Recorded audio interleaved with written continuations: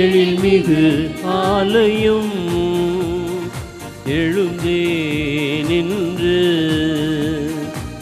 இதோ நமக்கு உரைக்கிறதே வழிபட வாருங்கள். ஏதோ நமக்கு உரைக்கின்றதே வழிபட வாருங்கள். இன்று வாஞ்சையுடன் வாருங்கள்.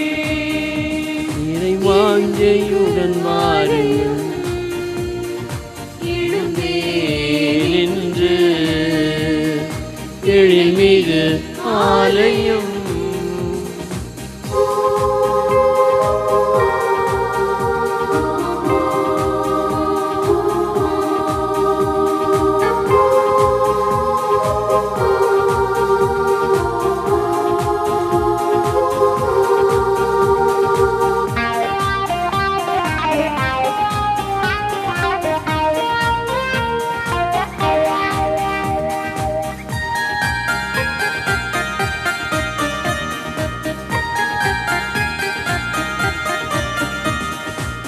அழைக்கும் இடங்கள் 1000 இருந்தும் ஆலயம் போன்று இதுவுண்டோ? அழைக்கும் இடங்கள் 1000 இருந்தும் ஆலயம் போன்று எதுமுண்டோ?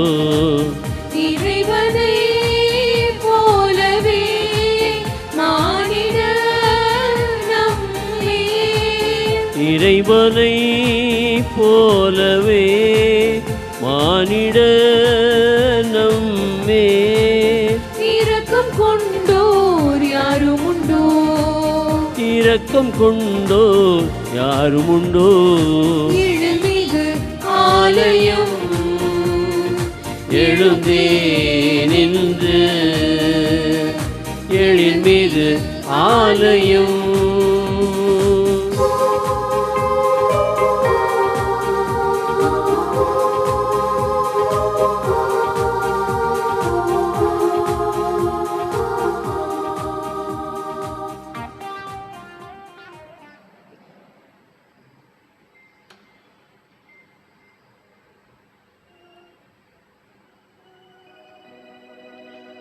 தந்தை மகன் தூயாவியாரின் பெயராலே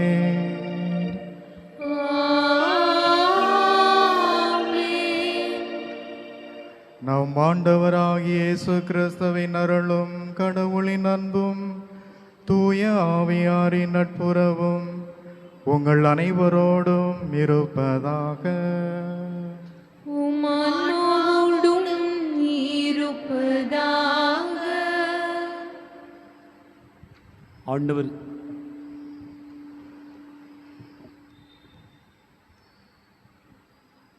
ஆண்டவர் இயேசு கிறிஸ்துவில் அன்பு நிறைந்த சகோதரர்களே சகோதரிகளே, உடனைவரையும் இந்த மாலை திருப்பலிக்கு அன்பு கலந்த உள்ளத்தோடு வரவேற்கிறேன்.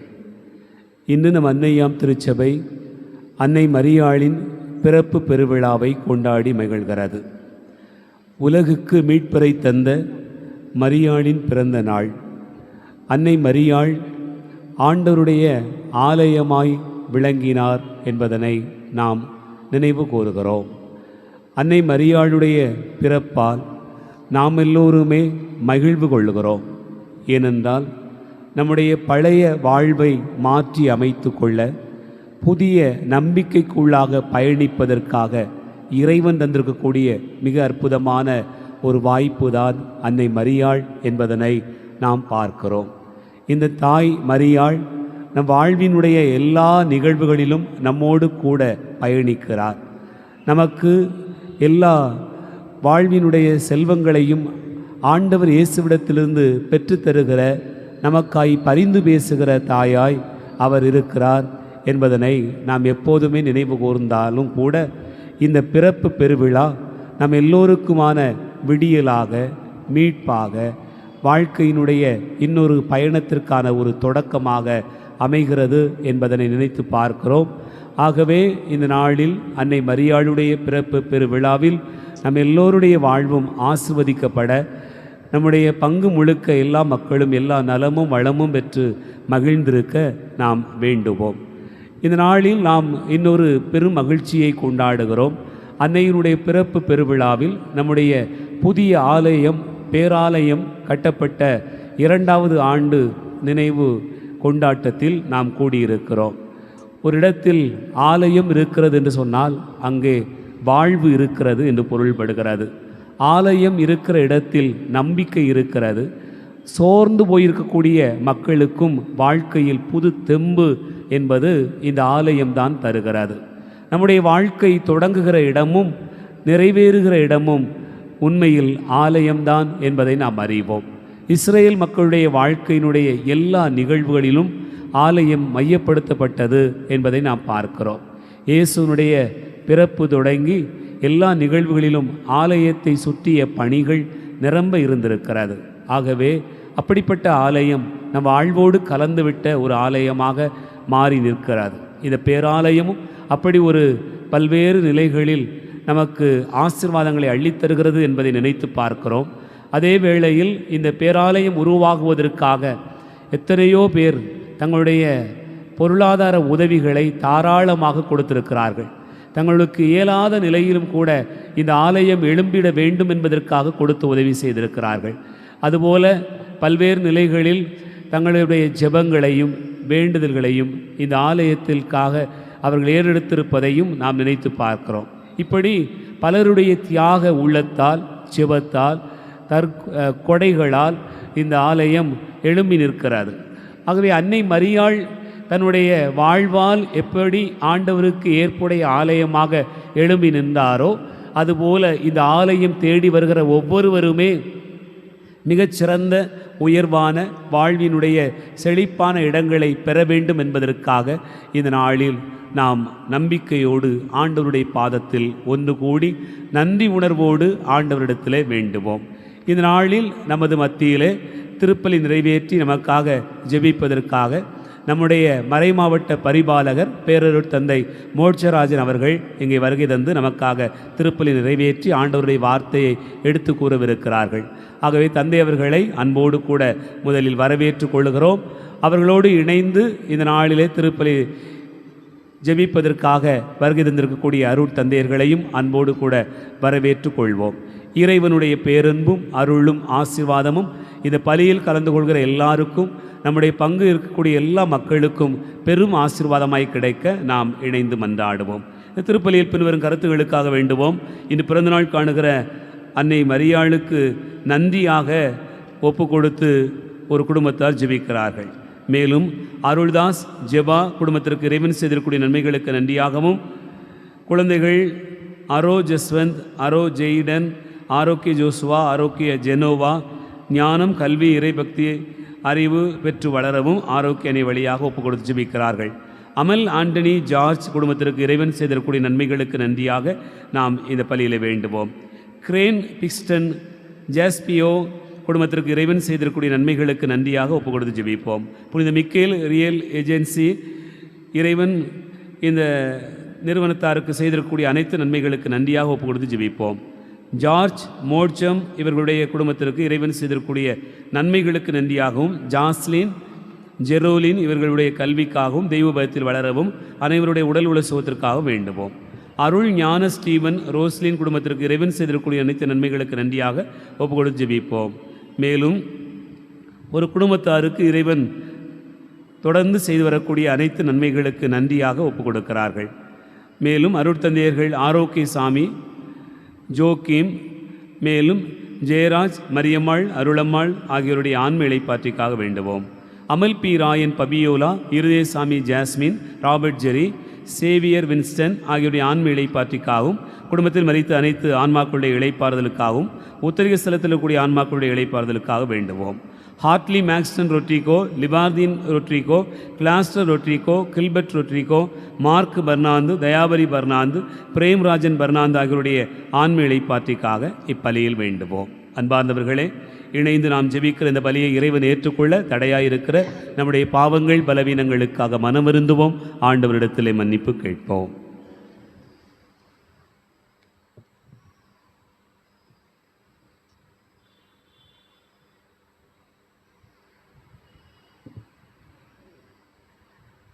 எல்லாம் வல்ல இறைவனிடமும் சகோதர சகோதரிகளே, உங்களிடமும் நான் பாவியலை ஏற்றுக்கொள்கிறேன். ஏனெனில் சிந்தனையாலும் சொல்லாலும் செயலாலும் கடமையில் தவறியதாலும் பாவங்கள் பல செய்தேன். என் பாவமே, என் பாவமே, என் பெரும் பாவமே. ஆகையால் எப்பொழுதும் கன்னியான புனித மரியாவையும் வானதூதர் புனிதர் அனைவரையும் சகோதர சகோதரிகளே உங்களையும் நம் இறைவனாகிய ஆண்டவரிடம் எனக்காக வேண்டிக் கொள்ள மன்றாடுகிறேன். எல்லாம் வல்ல இறைவன் நம் மீது இரக்கம் வைத்து நம் பாவங்களை மன்னித்து நம்மை நிலை வாழ்வுக்கு அழைத்துச் செல்வாராக. ஆமென்.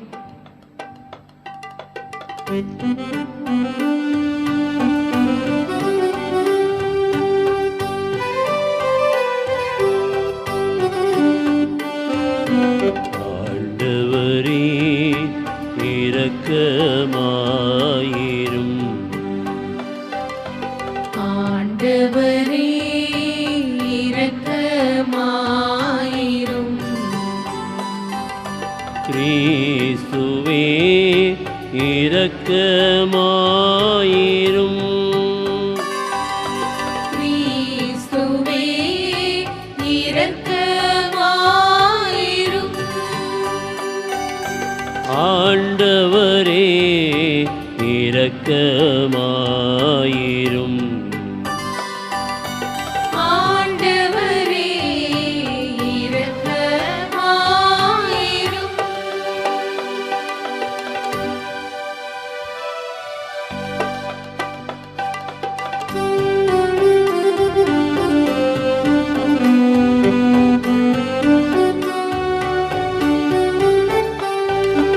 உன்னதங்களிலே கடவுளுக்கு மாட்சி உண்டாகுக. உலகினிலே நல்மனத்தோர்க்கு அமைதி உண்டாகுக. புகழ்கின்றோம் யாவுமையே, வாழ்த்துகின்றோம் இறைவனே. உமக்கு ஆராதனை புரிந்து உம்மை மாட்சிப்படுத்துகின்றோம் யாம். உமது மேலான மாட்சியின் பொருட்டு உமக்கு நன்றி கூறுகின்றோம். ஆண்டவராகிய இறைவனே, இணையில்லாத விண்ணரசே, ஆற்றல் அனைத்தும் கொண்டு இலங்கும் வல்ல தந்தை இறைவனே. உறைமகனாக உதித்த ஆண்டவர் இயேசு கிறிஸ்து இறைவனே. ஆண்டவராகிய இறைவனே, இறைவனில் செம்மறியே, தந்தையினின்று என்றென்றுமாக உதித்த இறைவன் மகனே நீர். உலகில் பாவம் போக்குபவரே, நீர் மீது இறங்குவீர். உலகின் பாவம் போக்குபவரே, எங்கள் மன்றாட்டை ஏற்றருள்வீர். தந்தையின் வலப்பக்கம் வீற்றிருப்பவரே, நீர் மீது இறங்குவீர்.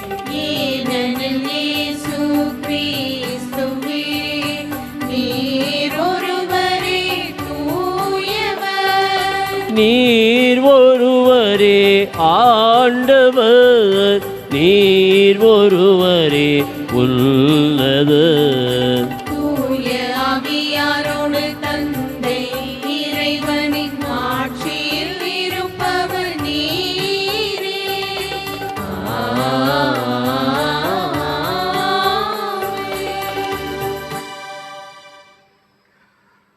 மன்றாடுவோமாக. ஆண்டவரே, புனித கன்னி மரியா தமது திருமகனை பெற்றெடுத்தது எங்கள் மீட்பின் தொடக்கமாயிருக்கச் செய்தீரே. அந்த அன்னையின் பிறப்பு விழாவில் உமது அடியார்களாகிய எங்களுக்கு விண்ணக அருள் கொடைகளை ஏந்து நாங்கள் அமைதியில் வளர செய்வீராக. உம்மோடு தூய ஆவியாரின் ஒன்றிப்பில் இறைவனாய் என்றென்றும் வாழ்ந்து ஆட்சி செய்கின்ற அவர் வழியாக உம்மை மன்றாடுகின்றோம்.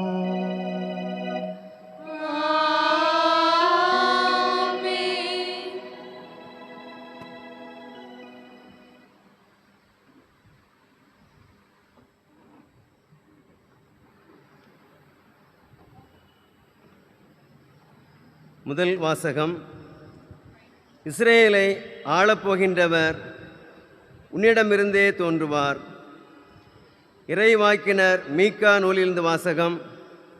அதிகாரம் 5, இறை வார்த்தைகள் 2 முதல் 5 முடிய. ஆண்டவர் கூறுவது, நீயோ எப்ராத்தா எனப்படும் பெத்லேகேமே, யூதாவின் குடும்பங்களுள் மிக சிறியதாய் இருக்கின்றாய். ஆயினும் இஸ்ரேலை என் சார்பாக ஆளப்போகின்றவர் உன்னிடமிருந்தே தோன்றுவார். அவர் தோன்றும் வழிமரபோ ஊழி காலமாய் உள்ளதாகும். ஆதலால் பேறுகால வேதனையில் இருப்பவள் பிள்ளை பெறும் வரை அவர் அவர்களை கைவிட்டு விடுவார். அதன் பின்னர் அவருடைய இனத்தாருள் எஞ்சியிருப்போர் இஸ்ரேல் மக்களிடம் திரும்பி வருவார்கள். அவர் வரும்போது ஆண்டவரின் வலிமையோடும் தம் கடவுளாகிய ஆண்டவரது பெயரின் மாட்சியோடும் விளங்கி தம் மந்தையை மேய்ப்பார். அவர்களும் அச்சமின்றி வாழ்வார்கள். ஏனெனில் உலகின் இறுதி எல்லைகள் வரை அப்போது அவர் மேன்மை பொருந்தியவராய் விளங்குவார். அவரே அமைதியை அருள்வார். ஆண்டவரின் அருள்வாக்கு. இறைவனுக்கு நன்றி.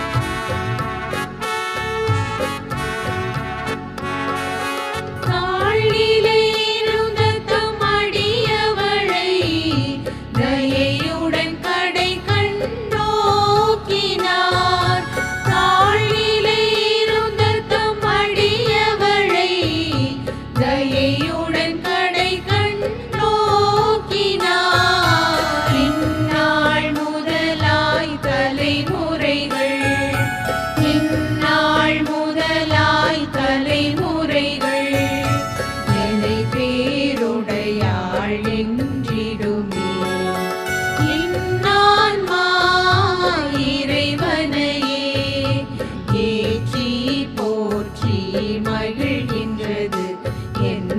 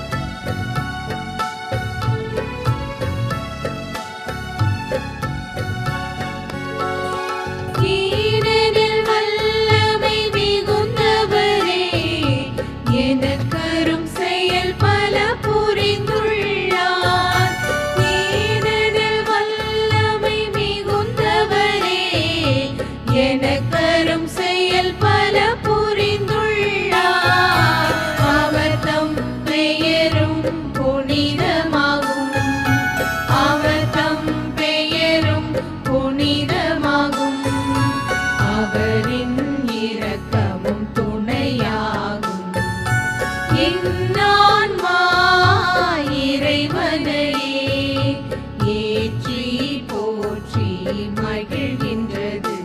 என் மீட்பராம் கடவுளை நினைக்கின்றது.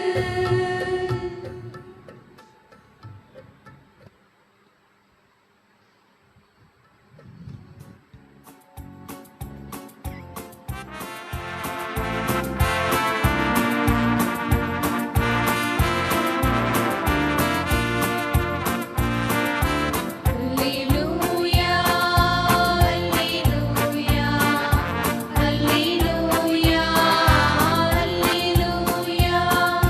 அல்லேலூயா, அல்லேலூயா, அல்லேலூயா, அல்லேலூயா, அல்லேலூயா. புனித கன்னிமரியே, நீர் பேறு பெற்றவர், புகழ் அனைத்திற்கும் மிக ஏற்றவரும் நீரே. ஏனெனில் என் இறைவன் இயேசு கிறிஸ்து நீதியின் ஆதவனாய் உம்மிடமிருந்தே உதயமானார்.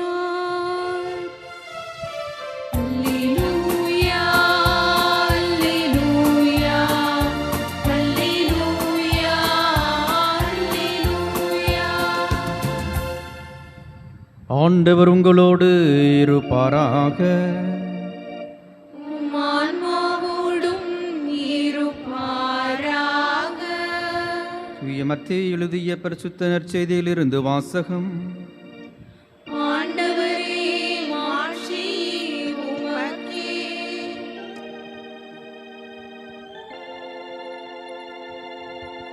மத்தேயு நற்செய்தி 1வது அதிகாரம் இறை வார்த்தைகள் 1 முதல் 16 முடிய, மேலும் 18 முதல் 23 முடிய. மத்தேயு நற்செய்தி அதிகாரம் 1 இறை வார்த்தைகள் 1 முதல் 16 முடிய, மேலும் 18 முதல் 23 முடிய. தாவீதின் மகனும் ஆபிரகாமின் மகனுமாகிய இயேசு கிறிஸ்துவின் மூதாதையர் பட்டியல். ஆபிரகாமின் மகன் ஈசாக்கு, ஈசாக்கின் மகன் யாக்கோபு, யாக்கோபின் புதல்வர்கள் யூதாவும் அவர் சகோதரர்களும். யூதாவுக்கும் தாமாருக்கும் பிறந்த புதல்வர்கள் பெரெட்ஸும் செராகும். பெரெட்ஸின் மகன் எட்சரோன், எட்சரோனின் மகன் இராம், இராமின் மகன் அமினதாபு, அமினதாபுவின் மகன் நகசோன், நகசோனின் மகன் சல்மோன். சல்மோனுக்கும் ராகாப்புக்கும் பிறந்த மகன் போவாசு, போவாசுக்கும் ரூத்துக்கும் பிறந்த மகன் ஓபேது, ஓபேதின் மகன் ஈசாய், ஈசாயின் மகன் தாவீது அரசர். தாவீதுக்கு உரியாவின் மனைவியிடம் பிறந்த மகன் சாலமோன், சாலமோனின் மகன் ரகபயாம், ரகபயாமின் மகன் அபியாம், அபியாவின் மகன் ஆசா, ஆசாவின் மகன் யோசபாத்து, யோசபாத்தின் மகன் யோராம், யோராமின் மகன் உசியா, உசியாவின் மகன் யோத்தாம், யோத்தாமின் மகன் ஆகாசு, ஆகாசின் மகன் எசேக்கியா, எசேக்கியாவின் மகன் மனாசே, மனாசேயின் மகன் ஆமோன், ஆமோனின் மகன் யோசியா, யோசியாவின் புதல்வர்கள் எக்கோனியாவும் அவர் சகோதரர்களும். இவர்கள் காலத்தில்தான் யூதர்கள் பாபிலோனுக்கு சிறைபிடித்து செல்லப்பட்டார்கள். பாபிலோனுக்கு சிறைபிடித்து செல்லப்பட்ட பின்பு எக்கோனியாவுக்கு பிறந்த மகன் செயல்தியேல், செயல்தியேலின் மகன் செருபபேல், செருபபேலின் மகன் அபியூது, அபியூதின் மகன் எலியாக்கிம், எலியாக்கின் மகன் ஆசோர், ஆசோரின் மகன் சாதோக்கு, சாதோக்கின் மகன் ஆக்கீம், ஆக்கீமின் மகன் எலியூது, எலியூதின் மகன் எலையாசர், எலையாசரின் மகன் மாத்தான், மாத்தானின் மகன் யாக்கோபு, யாக்கோபின் மகன் மரியாவின் கணவர் யோசேப்பு, மரியாவிடம் பிறந்தவரே கிறிஸ்து என்னும் இயேசு. இயேசு கிறிஸ்துவின் பிறப்பையொட்டிய நிகழ்ச்சிகள். அவருடைய தாய் மரியாவுக்கும் யோசேப்புக்கும் திருமண ஒப்பந்தம் செய்யப்பட்டிருந்தது. அவர்கள் கூடி வாழும் முன் மரியா கருவுற்றிருந்தது தெரிய வந்தது. அவர் தூய ஆவியால் கருவுற்றிருந்தார். அவர் கணவர் யோசேப்பு நேர்மையாளர்.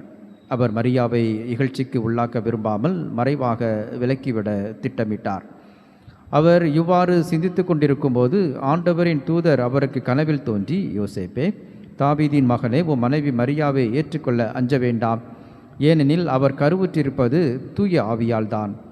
அவர் ஒரு மகனை பெற்றெடுப்பார். அவருக்கு இயேசு என பெயரிடுவீர். ஏனெனில் அவர் தம் மக்களை அவர்களுடைய பாவங்களிலிருந்து மீட்பார் என்றார். இதோ கன்னி கருவுற்று ஓர் ஆண்மகவை பெற்றெடுப்பார். அக்குழந்தைக்கு இம்மானுவேல் என பெயரிடுவர் என்று இறைவாக்கினர் வாயிலாக ஆண்டவர் உரைத்தது நிறைவேறவே இவை யாவும் நிகழ்ந்தன. இம்மானுவேல் என்றால் கடவுள் நம்முடன் இருக்கிறார் என்பது பொருள். ஆண்டவரின் அருள்வாக்கு. கிறிஸ்துவே உமக்கு புகழ்.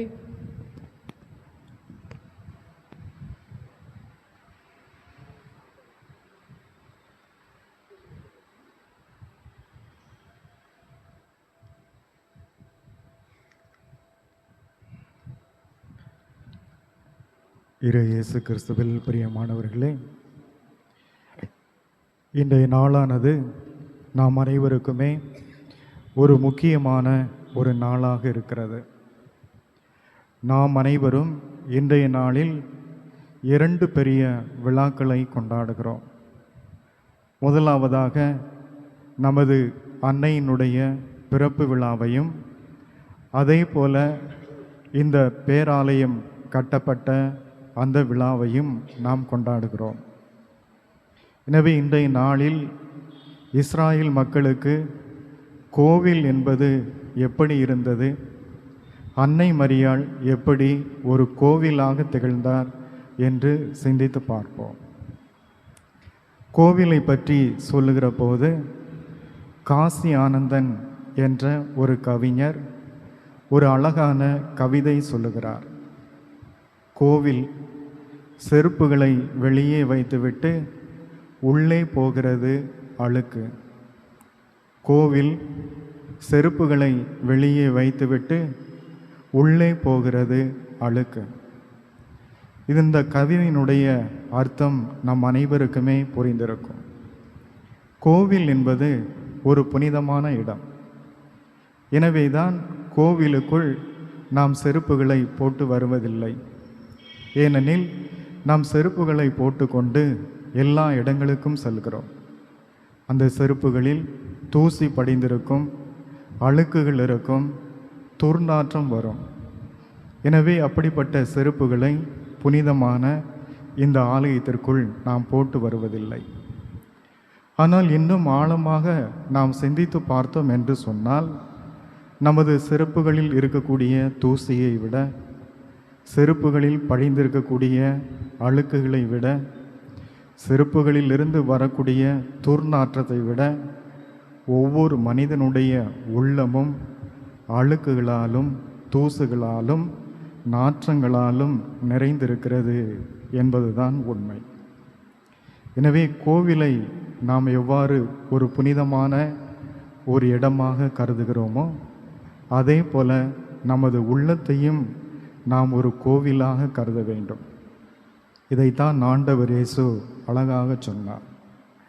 நீங்கள் கோவிலுக்கு காணிக்கை செலுத்த செல்லுகிற போது யார் மீதாவது மனத்தாங்கல் உண்டென நீங்கள் நினைவுற்றால், உங்கள் காணிக்கையை அங்கேயே வைத்துவிட்டு முதலில் சென்று அவரிடம் மன்னிப்பு பெற்று மனத்தாங்கலை சரி செய்து அதன்பின் நீங்கள் கோவிலுக்கு செல்லுங்கள் என்று ஆண்டவர் இயேசு சொல்லுகிறார்.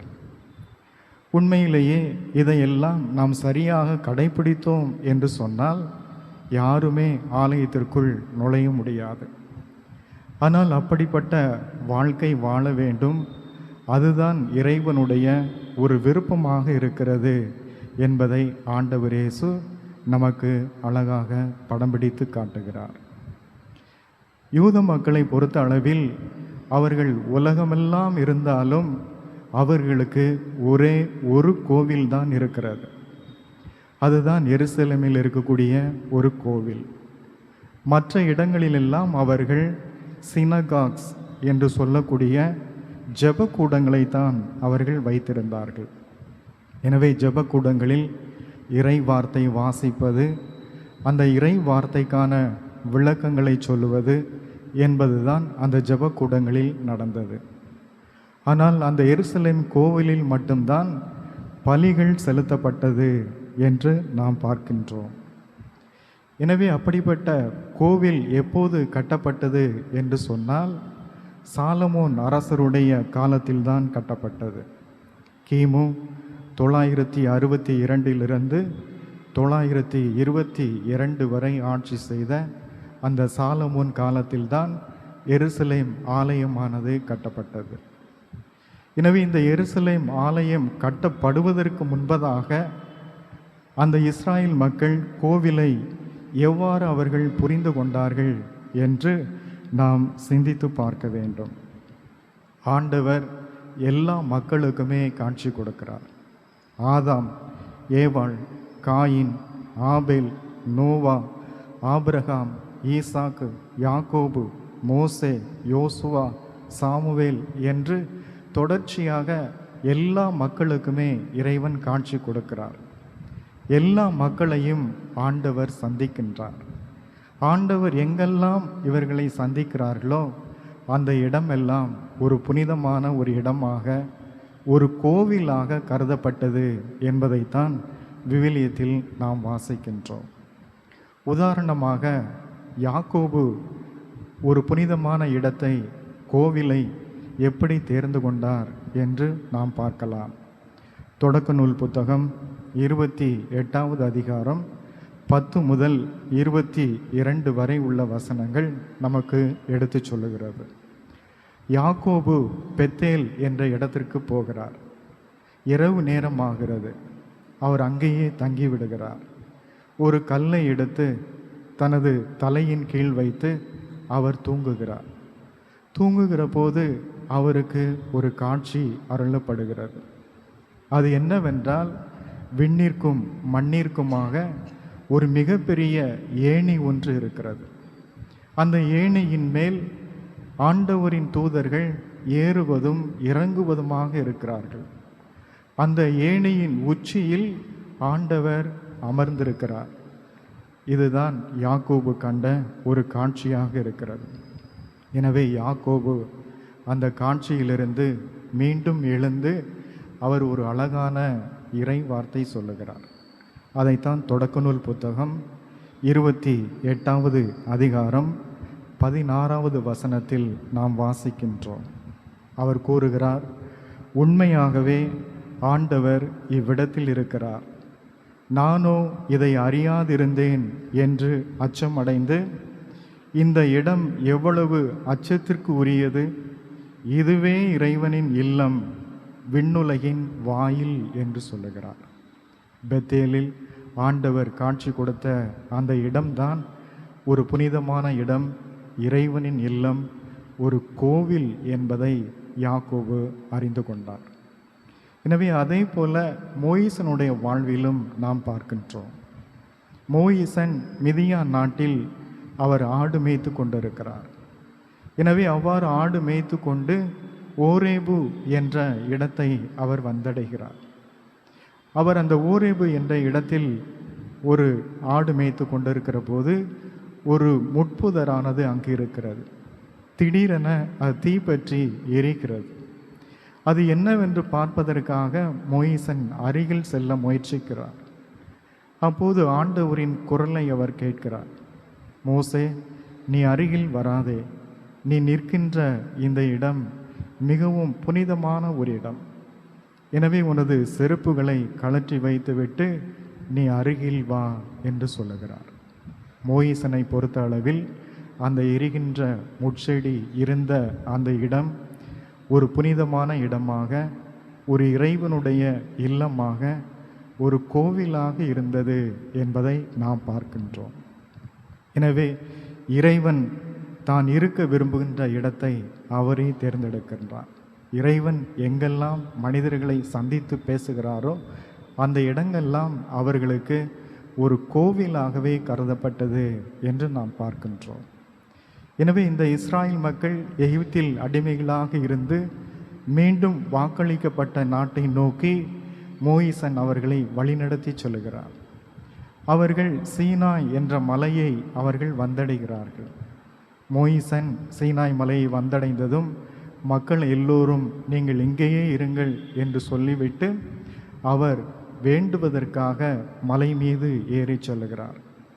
40 நாட்கள் அங்கேயே தங்கியிருந்து ஆண்டவரோடு அவர் உரையாடுகிறார். ஆண்டவரை அவர் தரிசிக்கின்றார். ஆண்டவர் மோயிசனுக்கு 10 கட்டளைகளை அவர் கொடுக்கின்றார். அந்த 10 கட்டளைகளையும் அவர்கள் 2 கற்பலைகளில் ஆண்டவர் எழுதி தருகின்றார். எனவே மோயிசன் அந்த 2 கற்பலைகளிலும் தூக்கி கொண்டு மக்களிடம் வருகிறார்.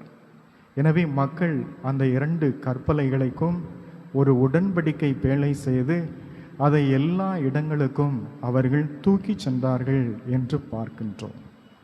எனவே இப்போது அந்த நாடோடிகளாக அகதிகளாக அலைந்து திரிந்த அந்த இஸ்ராயேல் மக்களுக்கு ஒரு நடமாடும் கோவில் ஒன்று கிடைத்திருக்கிறது. இறைவனே அந்த கற்பலைகளில் எழுதி தந்ததால் அது ஒரு மிகவும் ஒரு புனிதமான கற்பலகைகளாக காணப்பட்டது. எனவேதான் அதை உடன்படிக்கை பேழைக்குள் வைத்து அவர்கள் எல்லா இடங்களுக்கும் எடுத்து சென்றார்கள் என்று நாம் பார்க்கின்றோம். எனவே இவ்வாறாக உடன்படிக்கை பேழையானது இஸ்ராயேல் மக்களுக்கு ஒரு நடமாடும் கோவிலாக மாறியது. எனவே சாலமோன் அரசருடைய காலத்தில் அந்த கோவில் கட்டப்படுகிறது. கோவில் கட்டப்படுகிற போது இந்த உடன்படிக்கை பேழையை மையமாக அவர்கள் வைக்கின்றார்கள். எனவே கோவிலில் உடன்படிக்கை பேழை இருக்கக்கூடிய அந்த இடமானது தூயகத்திற்கெல்லாம் ஒரு தூய இடமாக கருதப்பட்டது. எனவே கோவில் கட்டிய பின்பு ஆண்டவர் அந்த கோவிலில் மட்டுமே எல்லோருக்கும் காட்சிகள் கொடுக்கிறார். கோவில் கட்டுவதற்கு முன்பதாக இறைவன் தாம் விரும்புகிற இடங்களிலெல்லாம் மக்களை சந்தித்தார், காட்சி கொடுத்தார். ஆனால் கோவில் கட்டிய பின்பு அந்த ஆலயத்தில்தான் எல்லா காட்சிகளும் நடைபெறுகிறது. உதாரணமாக எசாயா இறைவாக்கினருக்கு ஆண்டவர் காட்சி கொடுக்கிற போது அந்த கோவிலில்தான் அவர் காட்சி கொடுத்தார் என்று பார்க்கின்றோம். ஆனால் அவ்வளவு தூரம் புனிதமாக கருதப்பட்ட அந்த கோவிலானது வரலாற்றில் தரைமட்டமாக்கப்பட்டது என்று நாம் பார்க்கின்றோம். கிமு 583 பாபிலோன் என்ற நாட்டை சார்ந்த நபுக்கத்நேசர் என்ற அரசன் இந்த யூத மக்கள் வாழக்கூடிய யூதா நாட்டின் மீது போர் தொடுக்கிறான். அவன் வெற்றியும் கொள்கிறான். இங்கு இருக்கக்கூடிய எல்லா மக்களையும் தன்னுடைய பாபிலோன் நாட்டிற்கு அவன் அடிமைகளாக கூட்டிச் செல்கிறான். இறுதியாக அவன் செய்த செயல் என்னவென்றால் அந்த எருசலேம் ஆலயத்தை அவன் இடித்து தரைமட்டமாக்கிவிட்டு அவன் சென்றான் என்று பார்க்கின்றோம். யூத மக்களை பொறுத்தளவில் கோவில் என்பது அவர்களுக்கு மிகவும் முக்கியமான ஒரு புனிதமான இடமாக இருந்தது.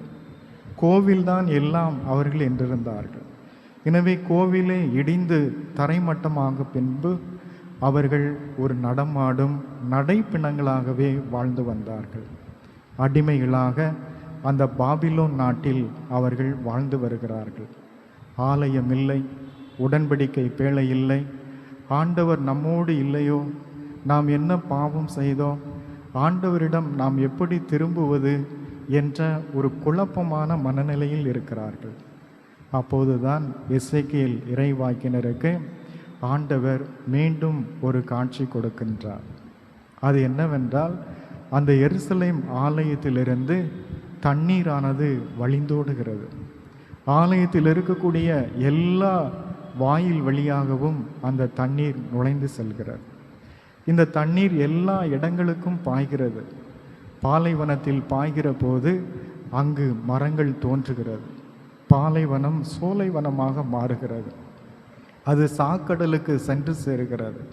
அது உயிரினங்கள் வாழ்வதற்கு ஏற்ற கடல் அல்ல. இருப்பினும் எருசலேம் ஆலயத்திலிருந்து வழிந்தோடக்கூடிய இந்த தண்ணீரானது அந்த கடலை சென்றதும் அங்கே உயிரினங்கள் தோன்றுகிறது என்பதுதான் எசேக்கியேல் இறைவாக்கினர் கண்ட ஒரு காட்சியாக இருக்கிறது. அப்போது எசேக்கியேல் என்ன சொல்கிறார் என்றால், உடன்படிக்கை பேழை இல்லை என்றாலும் பரவாயில்லை, இறைவன் அந்த கட்டளைகளை உங்கள் இதயத்தில் பதித்துள்ளார், நீங்கள் கடைபிடித்து வாழுங்கள். எருசலேம் ஆலயத்திலிருந்து அருளும் ஆசீரும் அடிமையாக இருக்கக்கூடிய இந்த பாபிலோன் நாட்டிற்கும் வந்து சேர்ந்திருக்கிறது. எனவே தைரியமாக இருங்கள், திடன் கொள்ளுங்கள். உலர்ந்து போன எலும்புகளைப் போல நீங்கள் இருக்காதீர்கள், நடைப்பிணங்களைப் போல வாழாதீர்கள். மீண்டும் இறைவனிடம் நீங்கள் வந்து சேருங்கள் என்ற ஒரு அறைகூவலை எசேக்கியேல் இறைவாக்கினர் அவர்களுக்கு கொடுக்கிறார். எனவே அவர்கள் மீண்டும் ஒரு புத்துயிர் பெறுகின்றார்கள். அப்போது வரலாற்றில் ஒரு திருப்பம் ஏற்படுகிறது.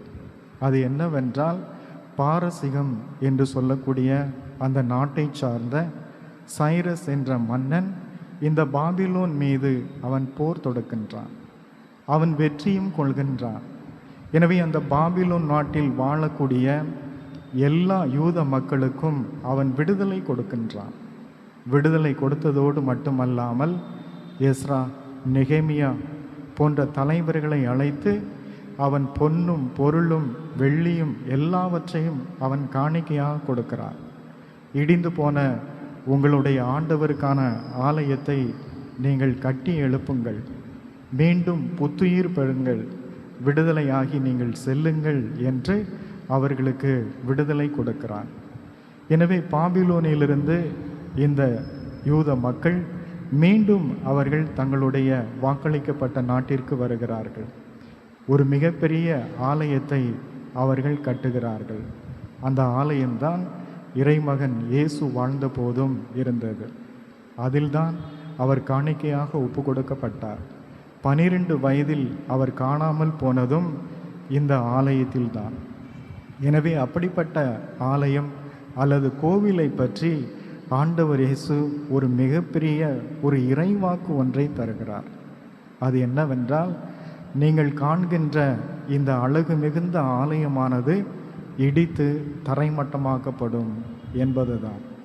அந்த இறைவாக்கை சொல்லி ஆண்டவர் இயேசு கண்ணீர் சிந்தினார் என்று பார்க்கின்றோம்.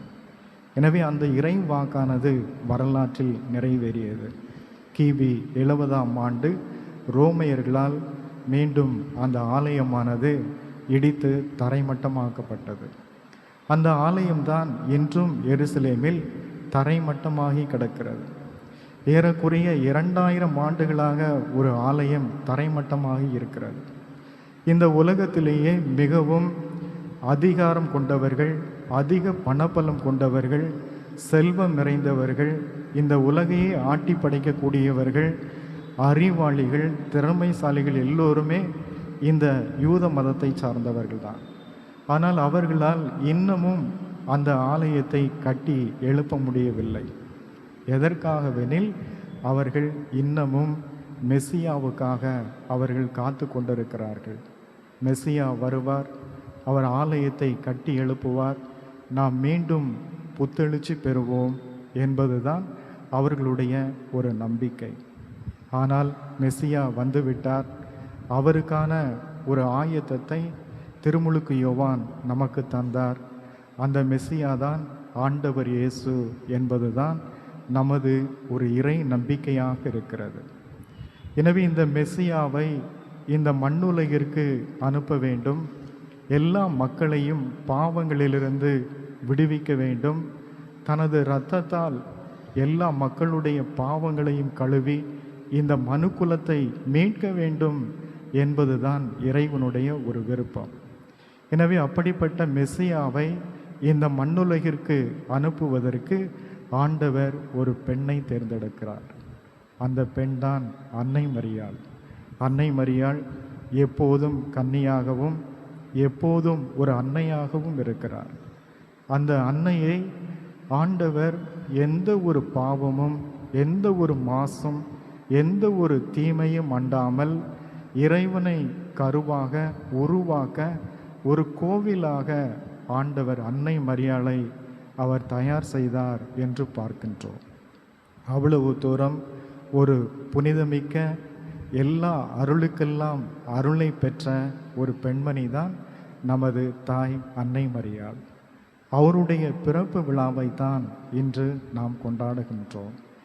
அந்த அன்னை நமக்கு ஒரு தாயாக ஆண்டவர் இயேசு விட்டு சென்றிருக்கிறார். அன்னை மரியாள் ஒரு கோவிலாக திகழ்ந்தார். ஆண்டவர் இயேசு அவரை தமது வயிற்றில் அவர் சுமந்தார். அதே போல ஆண்டவர் இயேசுவை பெற்றெடுத்த பின்பு தமது இதயத்தில் அவரை சுமந்து ஒரு உண்மையான ஒரு சீடராக வாழ்ந்தார். எனவே அன்னை மரியாள் எப்போதும் இறைமகன் இயேசு, ஆண்டவர் இயேசு கிறிஸ்து வாழ்கிற ஒரு நடமாடும் கோவிலாக அவர் வாழ்ந்து வந்தார் என்று நாம் பார்க்கின்றோம். எனவே அந்த மெசியா ஆண்டவர் இயேசு விண்ணகம் சென்றாலும் இன்றும் நம் மத்தியில் நற்கருணை வடிவில் அவர் உறைந்திருக்கிறார். அந்த நற்கருணை நாதரைத்தான் நமது ஆலயத்தின் மையமாக நாம் கொண்டிருக்கிறோம். அன்னை மரியாளை ஒரு நடமாடும் நற்கருணை பேழை என்று சொல்லுகிறோம். அன்னை மரியாள் மட்டுமல்ல, நாம் ஒவ்வொருவருமே நடமாடும் நற்கருணை பேழைதான். எப்படி எனில் ஒவ்வொரு திருப்பலியிலும் நாம் திவ்ய நற்கருணை உட்கொள்கிறோம். அந்த நற்கருணை நாதரை நமது உள்ளத்தில் வைக்கின்றோம். நமது உள்ளம் எப்படி இருக்கிறது? அழுக்குகளாலும் தூசுகளாலும் பாவங்களாலும் வன்மங்களாலும் நிறைந்த ஒரு உள்ளமாக இருக்கிறதா, அல்லது அன்னை மரியாளை போல தூய்மையான புனிதமான ஒரு உள்ளமாக இருக்கிறதா என்று சிந்தித்து பார்ப்போம். அன்னை மரியாளை போல நமது உள்ளத்தை, சிந்தனையை எப்போதும் தூய்மை நிறைந்த உள்ளமாக வைத்து அதில் நற்கருணை நாதரை வைத்து நாமும் நடமாடும் கோவிலாக அன்னை மரியாளை போல வாழ கற்றுக்கொள்ளுவோம். ஆமென்.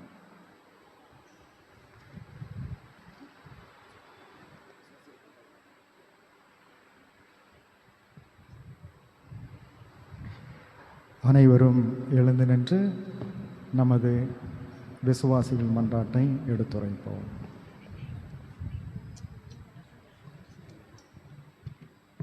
அருள் நிறைந்தவரே எம் இறைவாம், திரு அவையை வழிநடத்தும் திருத்தந்தை, ஆயர்கள், குருக்கள், துறவியர் அனைவரும் உம்மிடமிருந்து பெற்றுக்கொண்ட ஞானத்தினாலும் ஆற்றலாலும் இறை மக்களை உமக்கு உகந்தவர்களாக மாற்றி வழிநடத்தி செல்ல தேவையான அருளை பொழிந்திட வேண்டுமென்று உம்மை மன்றாடுகிறோம். எல்லாம் வல்ல இறைவா, எங்கள் மன்றாட்டை கேட்டருளும். இரக்கம் நிறைந்த எம் இறைவா, எம் நாட்டை ஆளும் தலைவர்கள் தங்கள் கடமைகளை உணர்ந்தவர்களாய் சுய வெறுப்புகளுக்கு இடம் கொடாமலும் ஜாதி, மதம், இனம், மொழி என அனைத்து வேற்றுமைகளையும் தாண்டி அனைவரையும் சமமாக பாவித்து மக்கள் சேவையாற்ற வரமருள வேண்டுமென்று உம்மை மன்றாடுகிறோம். எல்லாம் வல்ல இறைவா, எங்கள் மன்றாட்டை கேட்டருளும்.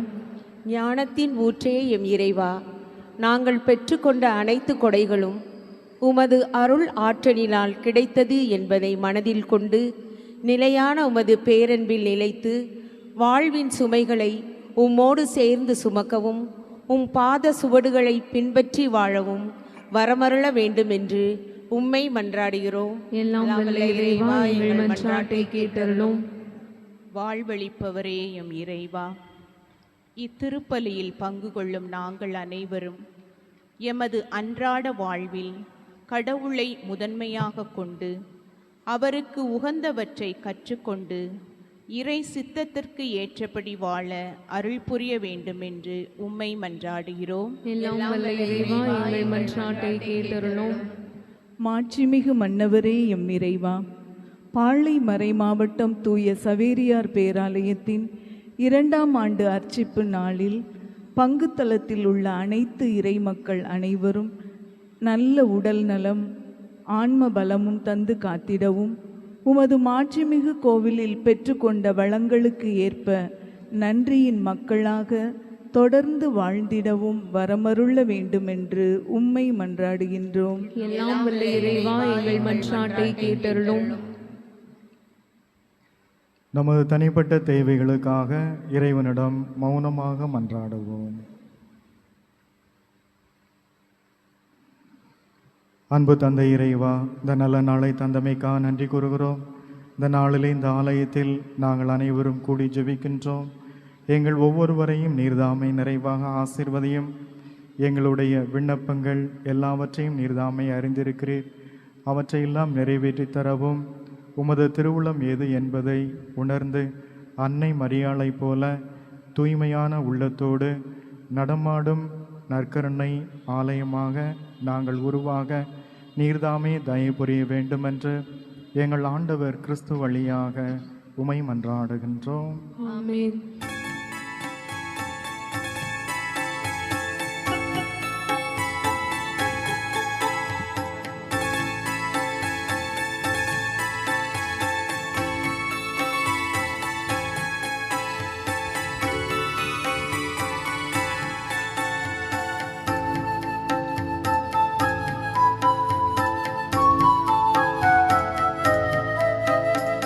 சரிசகா மகரிமா சசனிதா பாசரிசா இதயம் நிறைந்த காணிக்கை தந்தோம் ஏற்பாய் இறைவா ஏற்றிடுவாய். இதயம் நிறைந்த காணிக்கை தந்தோம் ஏற்பாய் இறைவா ஏற்றிடுவாய். மலரும் மனமும் குறையும் நிறையும் மலரும் மனமும் குறையும் நிறையும் எடுத்து வந்தோம் அர்ப்பணம் தந்தோம் எடுத்து வந்தோம் அர்ப்பணம் தந்தோம். இதயம் நிறைந்த காணிக்கை தந்தோம் ஏற்பாய் இறைவா ஏற்றிடுவாய்.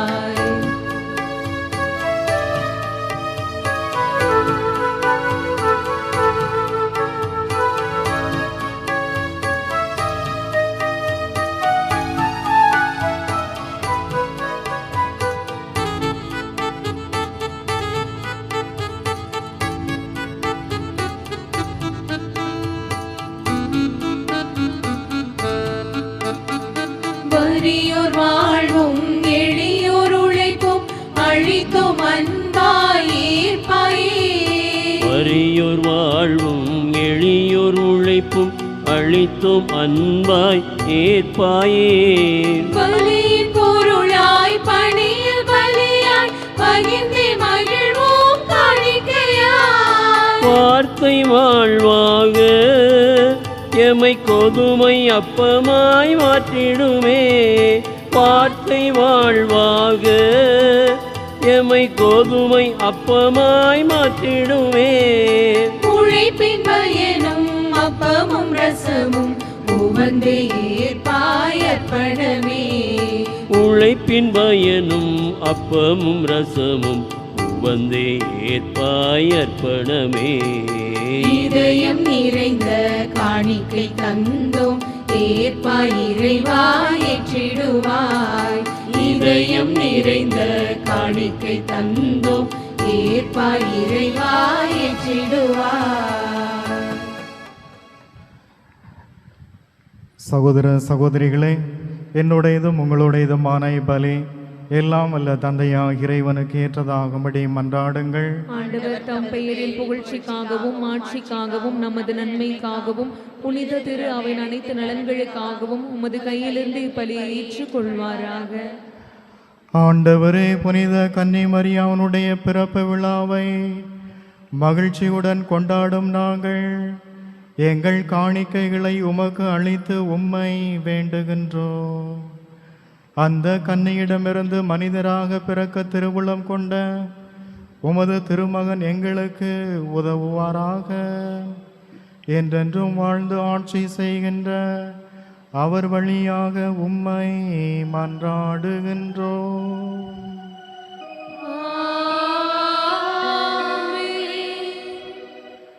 ஆண்டவர் உங்களோடு இருப்பாராக. உம் ஆன்மாவோடும் இருப்பாராக. இதயங்களை மேலே எழுப்புங்கள். ஆண்டவரிடம் எழுப்பியுள்ளோம். நம் இறைவனாகிய ஆண்டவருக்கு நன்றி கூறுவோம். அது தகுதியும் நீதியுமானது. ஆண்டவரே, தூயவரான தந்தையே, புனிதர் அனைவரிலும் விளங்கும் மேன்மையை கண்டு நாங்கள் உம்மை வியப்புக்கு உரியவர் என அறிக்கையிடுவதும் சிறப்பாக புனித கன்னி மரியாவின் பிறப்பு விழாவை கொண்டாடும் என்று அவருடைய நன்றி கலந்த புகழுரையால் உமது கனிவை ஏற்றி போற்றுவதும் மெய்யாகவே தகுதியும் நீதியும் ஆகும். எங்கள் கடமையும் மீட்புக்கு உரிய செயலும் ஆகும். ஏனெனில் உலகெங்கும் அதன் இறுதி எல்லை வரை நீர் அரும்பெரும் செயல்கள் பல புரிந்துள்ளீர். உமது அடியாரின் தாழ்நிலையை கண்ணுற்று அவர் வழியாக மனித மீட்பின் காரணராம் உமது திருமகன் எங்கள் ஆண்டவர் இயேசு கிறிஸ்துவை எங்களுக்கு அளித்ததால் உமது இரக்க பெருக்கை எல்லா காலங்களிலும் நீடிக்கச் செய்து வருகின்றீர். அவர் வழியாக உமது மாண்பை வான தூதர்களின் அணிகள் வழிபடுகின்றன. உமது திருமுன் எக்காலத்தும் மகிழ்கின்றன. அவர்களோடு எங்கள் குரலையும் சேர்த்து கொள்ளுமாறு நாங்கள் உம்மை தாழ்மையோடு இறைஞ்சி புகழ்ந்து ஒன்றாக அக்களித்து வாழ்த்துவதாவது: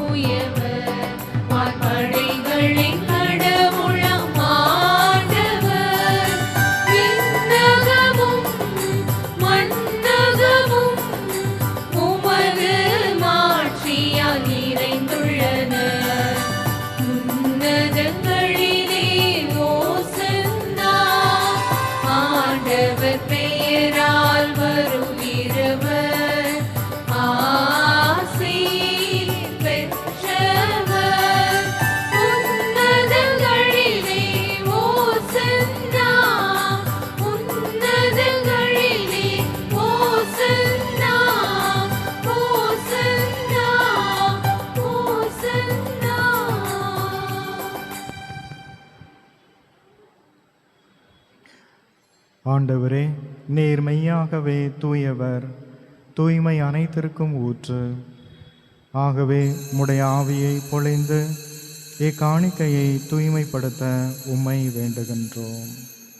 இவ்வாறு எங்கள் ஆண்டவர் இயேசு கிறிஸ்துவின் உடலும் இரத்தமுமாக எங்களுக்கு இவை மாறுவதாக. அவர் பாடுபட உளம் கனிந்து தம்மை கையளித்த போது அப்பத்தை எடுத்து நன்றி செலுத்தி அதை பெற்று தம் சீடர்களுக்கு அளித்து கூறியதாவது: அனைவரும் இதிலிருந்து பெற்று உண்ணுங்கள், ஏனெனில் இது உங்களுக்காக கையளிக்கப்படும் என் உடல்.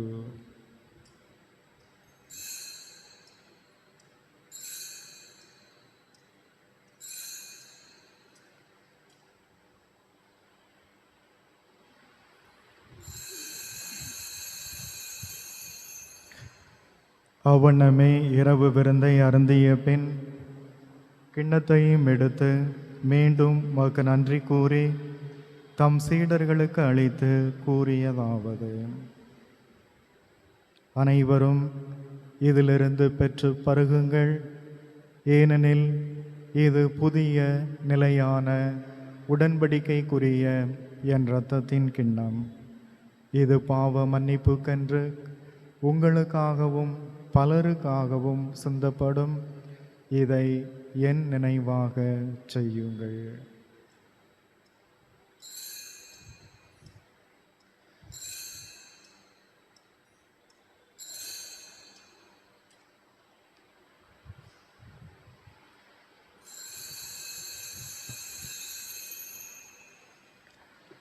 நம்பிக்கையின் மறைபொருள்.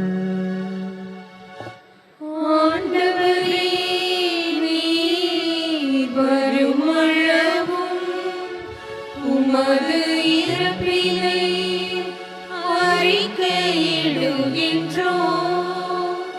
உமது உயிர்ப்பினையும் எடுத்துரைக்கின்றோம். ஆண்டவரே, நாங்கள் கிறிஸ்துவின் இறப்பினையும் உயிர்ப்பினையும் நினைவு கூர்ந்து வாழ்வு தரும் அப்பத்தையும் மீட்பளிக்கும் கிண்ணத்தையும் உமக்கு ஒப்பு கொடுக்கின்றோம். உமது திருமுன் என்று உமக்கு ஊழியம் புரிய தகுந்தவர்கள் என எங்களை ஏற்றுக்கொண்டீர். எனவே உமக்கு நன்றி செலுத்துகின்றோம். மேலும் கிறிஸ்துவின் உடலிலும் இரத்தத்திலும் பங்கு கொள்ளும் எங்களை தூய ஆவியார் ஒன்று சேர்க்க வேண்டுமென உமை தாழ்மையுடன் மன்றாடுகின்றோம். ஆண்டவரே, உலகெங்கும் பரவியிருக்கும் உமது திரு அவையை நினைவு கூர்ந்தருளும். எங்கள் திருத்தந்தை லியோ, ஆயர்கள், எல்லா திருநிலையினர் ஆகிய அனைவரோடும் உமது திரு அவை அன்பில் நிறைவு பெற செய்தருளும். மேலும் உயிர்த்தெழும் எதிர்நோக்குடன் துயில் கொள்ளும் எங்கள் சகோதரர் சகோதரிகளையும் இறந்தோர் அனைவரையும் இரக்கத்துடன் நினைவு கூர்ந்து மது திருமுக வழியினுள் ஏற்றருளும். எங்கள் அனைவர் மீதும் இரக்கமாயிரும். கடவுளின் கன்னித்தாயான புனித மரியா, அவருடைய கணவரான புனித யோசேப்பு, புனித திருத்தூதர்கள், எங்கள் பாதுகாவலர் சவேரியா, இவ்வுலகில் உமக்கு உகந்தவராக இருந்தோர் ஆகிய புனித அனைவருடனும் நாங்கள் நிலைவாழ்வில் பங்கு கொள்ளும் தகுதி பெற்று திருமகன் இயேசு கிறிஸ்து வழியாக உம்மை புகழ்ந்தேத்து மரமருள உம்மை மன்றாடுகின்றோம்.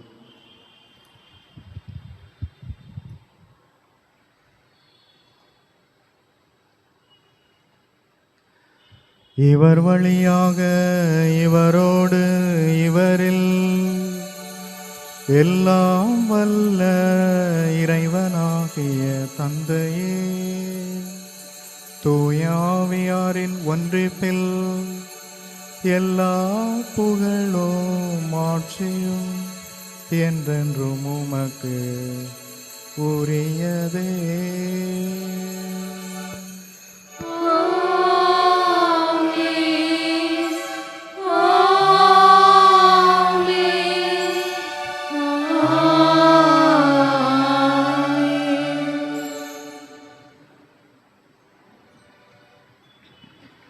மீட்பரின் கட்டளையால் கற்பிக்கப்பட்ட இறை படிப்பினையால் பயிற்சி பெற்ற நாம் துணிந்து பாடுவோம்.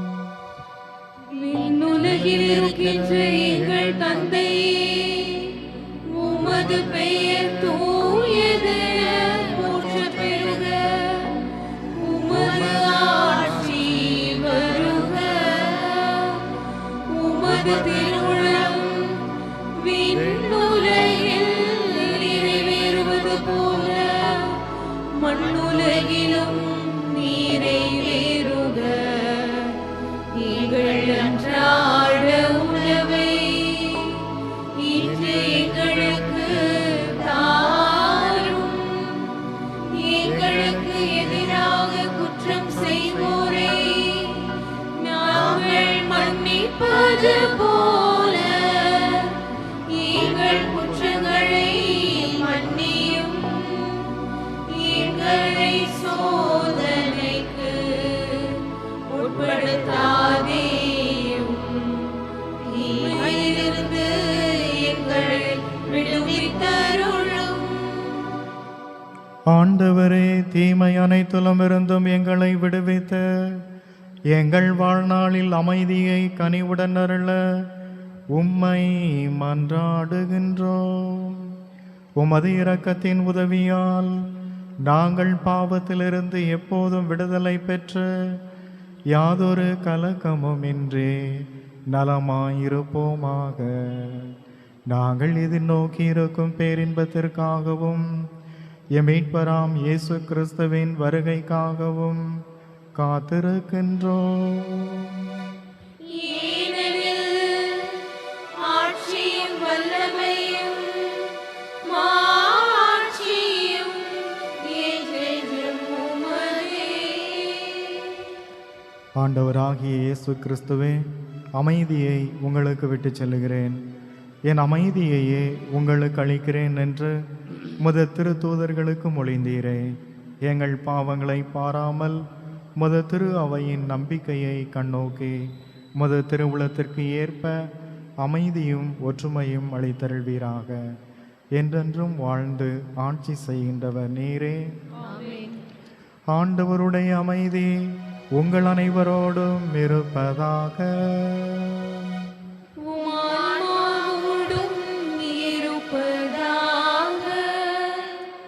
ஒருவருக்கொருவர் அமைதியை பகிர்ந்து மகிழ்வோம்.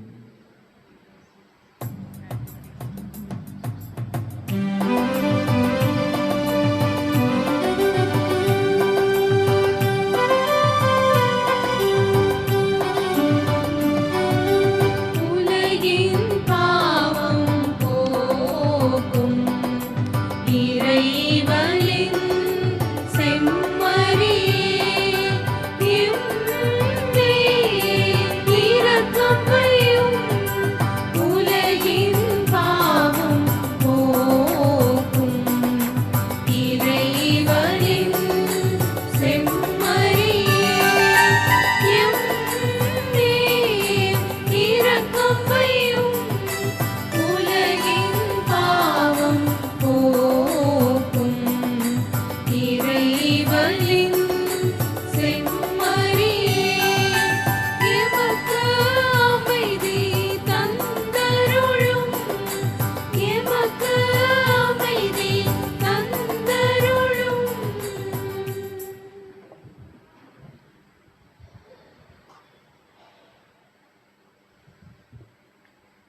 இதோ இறைவனின் செம்மறி, இவரே உலகின் பாவங்களை போக்குகின்றவர். இச்செம்மறியின் விருந்துக்கு அழைக்கப்பட்டிருக்கும் நாம் அனைவரும் பேறு பெற்றோர்.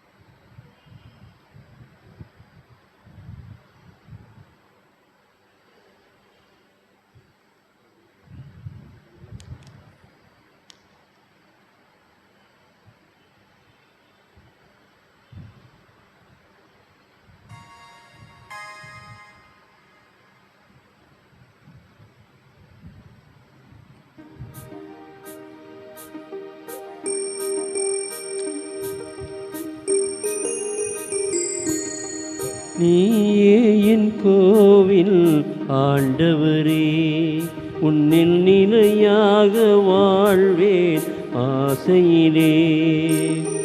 நீயே என் கோவில் நானோவும் சாயல், உனை போல வாழ்வேன் ஆசையிலே. நீயே என் கோவில், நீயே என் தெய்வம், நீயே என் கோவில் ஆண்டவனே.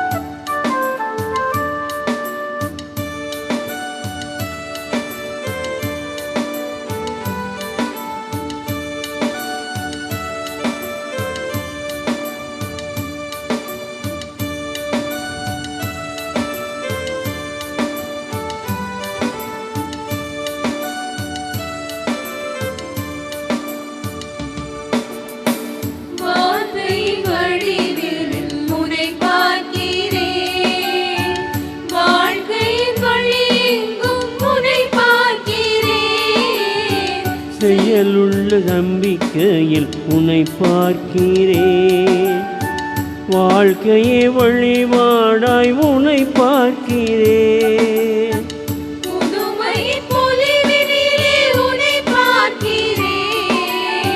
புதுமையின் பொலிவினிலே உன்னை பார்க்கிறேன்.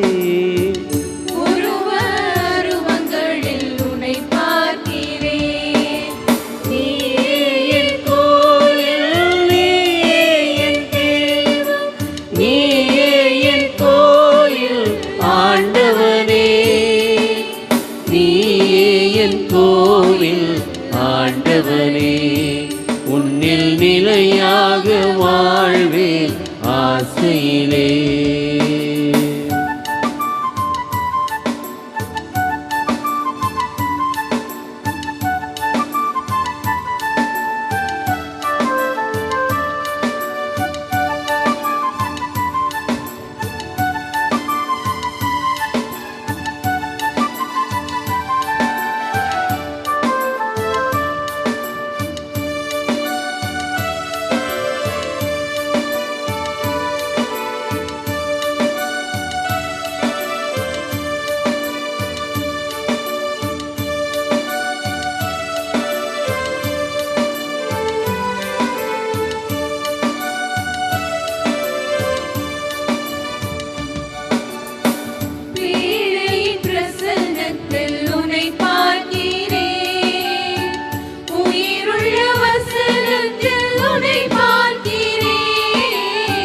மண்ணில் மனிதரில் உனை பார்க்கிறேன்.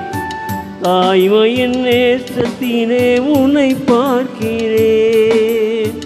நண்பரின் தியாகத்திலே உனை பார்க்கிறேன். நண்பரின் தியாகத்திலே உனை பார்க்கிறேன். இயற்கையின் இயல்பினிலே உனை பார்க்கிறேன். நீயே என் கோயில், நீயே என் தெய்வம், நீயே என் கோயில் ஆண்டவனே. நீயே என் கோயில் ஆண்டவனே. உன்னில் நிலையான வாழ்வே ஆசையிலே. நீயே என் கோயில், நானோ உன் சாயல். உன்னை போல வாழ்வே ஆசையிலே. நீயே என் கோயில், நீயே என் தெய்வம், நீயே என் கோயில் ஆண்டவனே. நீயே என் கோவில் ஆண்டவனே. உன்னில் நிலையான வாழ்வே ஆசையிலே. கிறிஸ்துவின் ஆன்மாவே என்னை புனிதப்படுத்தியருளும்.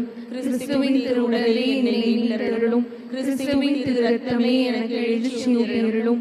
கிறிஸ்துவின் விழாவிலிருந்து வடிந்தோடிய தண்ணீரே என்னை கழுவியருளும். கிறிஸ்துவின் பாடுகளே என்னை தேற்றியருளும். ஓ நல்ல இயேசுவே, எனக்கு செவிசாய்த்தருளும். உம் திரு காயங்களுள் என்னை மறைத்தருளும். உம்மிடமிருந்து என்னை பிரிய விடாதேயும்.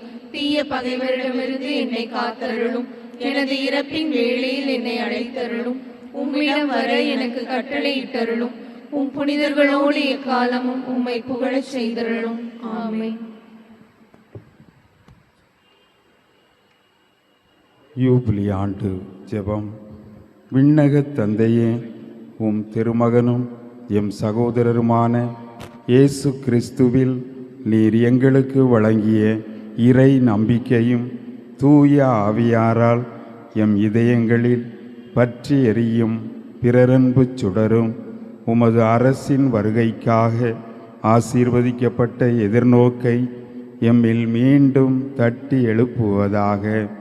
நற்செய்தியின் விதைகளை அயராமல் விதைப்பவர்களாக உமது அருள் எம்மை மாற்றுவதாக.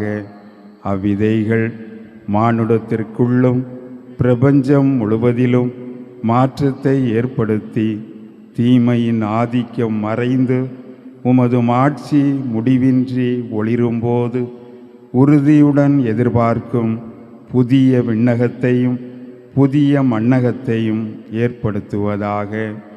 யூபிலி கொண்டாட்டத்தின் அருள் எதிர்நோக்கின் திருப்பயணிகளாகிய எம்மில் விண்ணக செல்வத்துக்கான பேர் ஆர்வத்தை தூண்டி எழுப்புவதாக. அதே அருள் நம் மீட்பரின் மகிழ்ச்சியையும் அமைதியையும் உலகம் முழுவதும் பரப்புவதாக. முடிவின்றி போற்றுதலுக்குரிய எம் இறைவனாகிய உமக்கே மாட்சியும் புகழும் என்றென்றும் உரித்தாகுக. ஆமென்.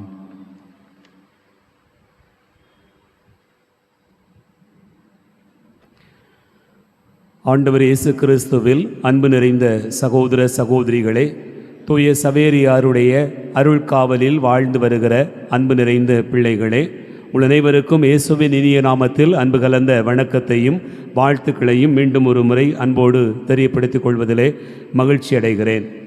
இறைவனுடைய பேரன்பையும் அவருடைய அளவற்ற இரக்கத்தையும் நாம் நினைவு கூர்ந்து இந்த பலி வழியாக கொண்டாடி மகிழ்ந்திருக்கிறோம். ஆண்டவருடைய இல்லத்தில் தங்கி இருப்பது எவ்வளவோ மேலானது என்று திருப்பாடல்களிலே நாம் பல்வேறு இடங்களில் வாசிக்க கேட்கிறோம்.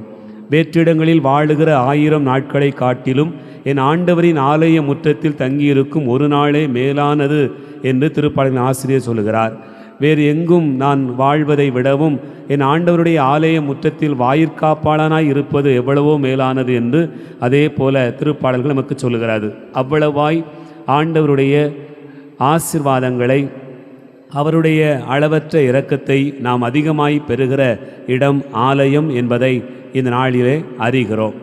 ஆகவே அன்னையினுடைய பிறப்பு பெருவிழாவில் ஆலயமாகவே வாழ்ந்து ஆண்டவருக்காக தன்னை அர்ப்பணித்து கொண்ட அன்னை மரியாளை நினைவு கூறுகிற இந்த நாளில் ஆலயமாய் எழுந்து நின்று நம் எல்லோருடைய வாழ்வும் ஆசிர்வதிக்கப்பட வேண்டும் என்கிற எண்ணத்தில் இந்த நாளிலே கலந்திருக்கிறோம். ஆகவே உங்கள் அனைவருக்கும் மீண்டும் ஒரு முறை வாழ்த்துக்களை தெரிவிக்கிறேன். அன்னை மரியாளுடைய பிறப்பு பெருவிழா வாழ்த்துக்களை கரங்களை தட்டி ஒருவருக்கொருவர் அன்போடு கூட தெரியப்படுத்திக் கொள்வோம். அனைவரும் இணைந்து மரியே வாழ்க என்று சொல்வோமா? மரியே வாழ்க, மரியே வாழ்க, மரியே வாழ்க. அன்னை மரியாளுடைய புகழை நாம் எப்போதுமே சொல்லி மகிழ்கிறோம். குறிப்பாக ஜெபமாலையில் நாம் ஒவ்வொரு முறையும் நாம் ஜெபிக்கிற முறைகளில் நம்மை முழுமையாக ஆண்டவருடைய வார்த்தைக்குள்ளாக ஒப்பு கொடுக்கக்கூடிய ஒரு ஜெபம் அருள் நிறைந்த மரியே வாழ்க என்கிற இந்த ஜெபம். ஆகவே ஒரு 3 முறை அருள் நிறைந்த மரியே வாழ்க என்கிற இந்த ஜெபத்தை சொல்லுவோமா இணைந்து? அருள் நிறைந்த மரியே வாழ்க, ஆண்டவர் உம்முடனே, பெண்களுக்குள் ஆசி பெற்றவள் நீரே, உம்முடைய திருவயிற்றிங்கனியாகிய இயேசும் ஆசி பெற்றவரே, புனித மரியே இறைவனின் தாயே, பாவிகளாக இருக்கிற எங்களுக்காக இப்பொழுதும் எங்கள் இறப்பின் வேளையிலும் வேண்டிக் கொள்ளும். ஆமென். அருள் நிறைந்த மரியே வாழ்க, ஆண்டவர் உம்முடனே, பெண்களுக்குள் ஆசி பெற்றவள் நீரே, உம்முடைய திருவயிற்றின் அணியாகிய இயேசுவும் ஆசி பெற்றவரே, புனித மரியே இறைவனின் தாயே, பாவிகளாக இருக்கிற எங்களுக்காக இப்பொழுதும் எங்கள் இறப்பின் வேளையிலும் வேண்டிக் கொள்ளும். ஆமென். அருள் நிறைந்த மரியே வாழ்க, ஆண்டவர் உம்முடனே, பெண்களுக்குள் ஆசி பெற்றவள் நீரே, உம்முடைய திருவயிற்றின் அணியாகிய இயேசுவும் ஆசி பெற்றவரே, புனித மரியே இறைவனின் தாயே, பாவிகளாக இருக்கிற எங்களுக்காக இப்பொழுதும் எங்கள் இறப்பின் வேளையிலும் வேண்டிக் கொள்ளும். ஆமென். மரியே வாழ்க, மரியே வாழ்க, மரியே வாழ்க. ஆண்டவர் இயேசு கிறிஸ்து அன்பார்ந்தவர்களே, ஒரு தாயின் இடத்தை யாராலும் நிரப்ப முடியாது என்பது நம்முடைய வாழ்க்கையினுடைய அனுபவங்கள். உங்களுடைய வாழ்க்கையில் உங்களுடைய அம்மாவின் இடத்தை யார் நிரப்ப முடியும் அப்படி நீங்கள் நினச்சி பார்த்தீங்கன்னு சொன்னால் எதுவுமே சொல்ல முடியாது. அந்த அளவுக்கு அம்மாவுடைய இடத்தை யாரும் பிடிக்க முடியாத அளவுக்கு இருப்பதை பார்க்கிறோம். சில அனுபவங்களை நாம் சொல்லிக்கொண்டே போனால் மிகுந்த வாழ்க்கையினுடைய நம்பிக்கை நமக்கு பிறக்கிறது. ரொம்ப நாளைக்கு அப்புறம் ஒரு தாய் வீட்டுக்கு போன ஒரு மகா அந்த வீட்டுக்கு போன இடத்துல அவன் என்ன செய்கிறான்னு சொன்னால் அம்மாவை பார்க்குறா, அப்பாவை பார்க்குறாங்க. அப்பா ரொம்ப திடகாத்திரமாக இருந்தவர், கொஞ்சம் நோய் நொடியில் அப்படியே படுத்துட்டார். அந்த கட்டிலே நிறைஞ்சிருக்கக்கூடிய ஆள் இப்போ பார்த்தா ஆள் எலும்பும் தோலுமா அப்படி உட்கார்ந்துருக்கிறாரு. அப்பாவுடைய குரல் மட்டும் அப்படி மாறலை, அப்படி கம்பீரமாக இருக்குது, உடலெல்லாம் மாறி போச்சு. ஆனால் அவள் அம்மா வந்த இடத்துல பிள்ளைக்கு ரொம்ப கவனித்து பாசமாக கவனிக்கிறாங்க. அப்போ மகா வந்திருக்காரனோடனே பக்கத்து வீட்டில் சொந்தக்காரங்கெல்லாம் பார்க்க வந்திருக்கிறாங்க. எல்லாருக்குமா டீ போட்டுக்கிட்டு இருக்கும்போது டீ குடிங்கன்னு ஒருத்தருக்காக கொடுக்குறாங்க. ஆனால் வந்த மகளுக்கும் பக்கத்தில் இருக்கிறவங்க ஒரு டீயை கொடுக்க போகும்போது அந்த அம்மா சொன்னாங்க, இல்லை என் மகளுக்கு அந்த டீயை கொடுக்காத, அவள் டீனா ரொம்ப பிடிக்கும், கூட ஒரு டம்ளர் குடிப்பா, அதில் இந்த பெரிய கப்பலை கொடுங்கன்னு சொன்னாலாம். அது மட்டும் இல்லை, அந்த பொண்ணு இப்போ என்ன சொல்லுதுன்னு சொன்னால், எங்கள் அம்மா எவ்வளவு மறக்காமல் என்னை வச்சுருக்கிறான்னு சொன்னால் நான் என்ன டேஸ்ட்டாக பிடிக்கும் அது எல்லாம் கூட எங்கள் அம்மா பார்த்துக்கிட்டு இருக்கிறா அப்படின்னு சொன்னாங்க. அது மட்டும் இல்லை, அப்போ அந்த அம்மாட்ட கேட்குறாங்க, அம்மா நான் போயிட்டு வரேம்மா. இல்லை நீ வழக்கமாக பூ வச்சுட்டு போகலாம்மா, இந்த பூ வச்சுட்டு போ அப்படின்னு அம்மா சொல்கிறாங்க. ஏம்மா நீ பூ வச்சுக்கிட வேண்டியதானம்மா? இல்லை உங்கள் அப்பா படுக்கை ஆனதுலேருந்து நான் பூவே வைக்கிறது இல்லை, அதனால் உனக்காக நீ வருவேன்னு தெரிஞ்சு பிச்சி பூ வாங்கி வச்சுருக்கிறேன், அதனால் இந்த பூ வச்சுட்டு போ அப்படின்னு சொல்லியிருக்கிறாங்க. இப்படி வாழ்க்கையில் ஒவ்வொருத்தருக்கும் ஒரு அனுபவம் இருக்கும். தாய் வீட்டுக்கு போனவங்களுக்கு எல்லாருக்கும் நிச்சயமாக அனுபவம் இருக்கும். தாயினுடைய அனுபவம் வாழ்க்கையினுடைய பலவற்றை மாற்றி விடுகிறாது. அப்படிப்பட்ட ஒரு பெரும் பாக்கியத்தை நாம் எல்லோரும் பெற்றிருக்கிறோம். யாருக்காவது தாய் இல்லை, எங்கள் அம்மா இல்லை அப்படின்னு சொல்லி வருத்தப்பட வேண்டிய அவசியமே இல்லை. ஏன்னு சொன்னால் நம்ம எல்லோருக்கும் தாயாக அன்னை மரியாள் இருக்கிறார். ஆகவே அன்னை மரியாளை தாயாய் கொண்டிருக்கக்கூடிய பிள்ளைகள் எந்த நிலையிலும் வருத்தப்பட வேண்டியதில்லை, கவலைப்பட வேண்டியதில்லை, நமக்கு யார் இருக்கிறார் என்கிற ஒரு பெரிய போராட்டத்தில் ஈடுபட வேண்டியதில்லை. கடந்த நாட்களில் கூட சனிக்கிழமை நான் உங்களோடு பகிர்ந்து கொண்ட அந்த செய்தியை மீண்டும் நினைவூட்டுகிறேன்.